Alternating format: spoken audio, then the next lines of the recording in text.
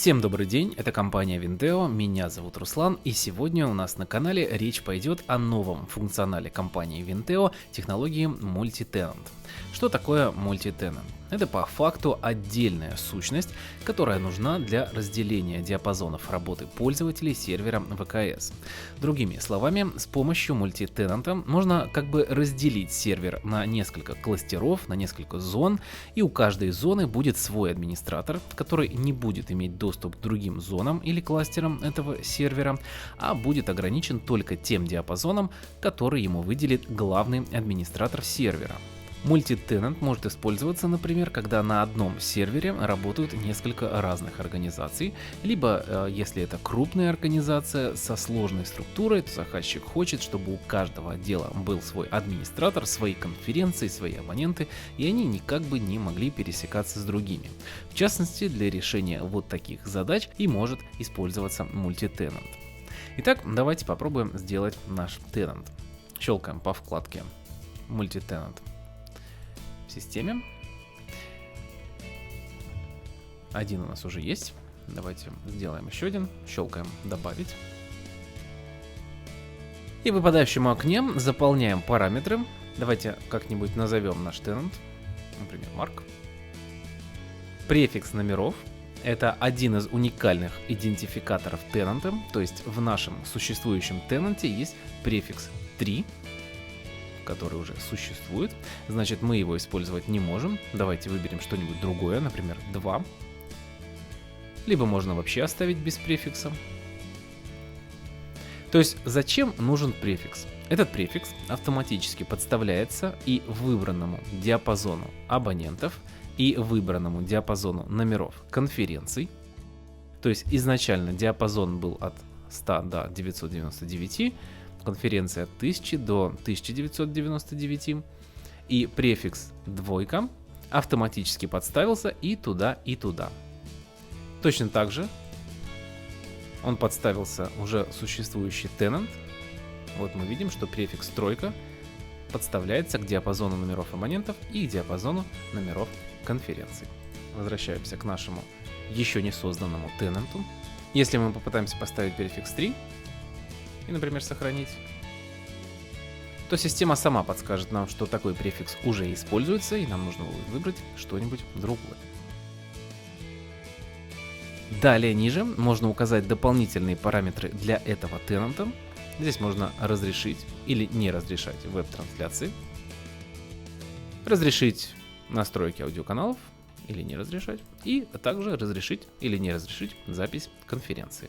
Далее ниже лимит записей. Это то количество записей конференции, которое максимально может храниться на сервере. Например, если мы поставим сюда единицу, то чтобы осуществить еще одну запись, администратор должен будет сгрузить и удалить предыдущую.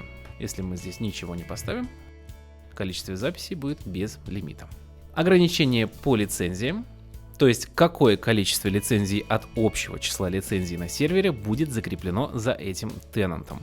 Здесь стоит отметить, что поскольку у Vinteo существует несколько видов лицензирования, новый функционал мультитенанта работает с динамической системой лицензирования. Это важно учитывать. Еще два поля: ограничение количества абонентов и ограничение количества конференций. Здесь можно указать точное количество абонентов и конференций, которое будет разрешено создавать в этом тенанте. Ну и последнее поле: количество активных конференций. Здесь указывается, сколько одномоментных конференций можно проводить на этом тенанте. Итак, мы сделали первый шаг, создали наш тенант. Вот он, тенант Марк. Появился. Теперь, что нам нужно сделать дальше? Идем во вкладку пользователей, также в системе, и создаем пользователя. Нажимаем «Добавить». Указываем логин и пароль. Указываем, к какому именно тенанту он будет иметь доступ. Наш тенант Марк. Обязательно включаем галочку администратора. Здесь важно отметить еще раз, и это даже вынесено вот сюда, то что администратор хоста имеет доступ ко всему, а администратор тенанта имеет доступ только в пределах своего тенанта. Добавляем. Вот он появился наш пользователь. Пользователь-администратор. Мы создали tenant, создали к нему администратора. Администраторов пользователей можно создавать несколько. Но важно понимать, что у них на всех будет общее количество конференций, абонентов и онлайн-конференций, то, которое мы поставили, когда создавали tenant. Теперь давайте залогинимся под нашим администратором. И здесь мы видим, что функционал администратора tenant, конечно, другой.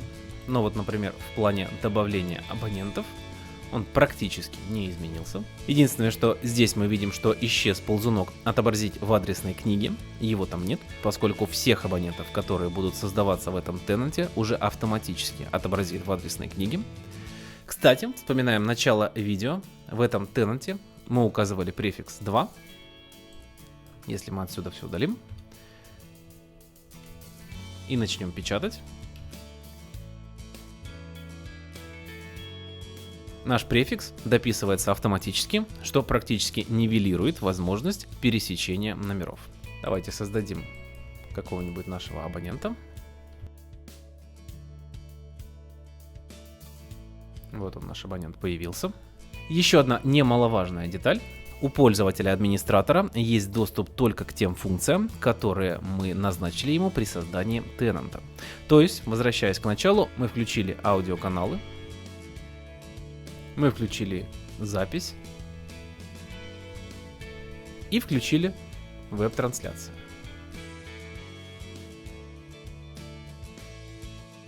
Если мы сейчас под общим администратором выключим все эти функции, нажимаем «Сохранить», логинимся пользователем-администратором, заходим в конференцию, и здесь мы видим то, что веб-трансляций больше нет, аудиоканалов больше нет, и возможность записи тоже больше нет.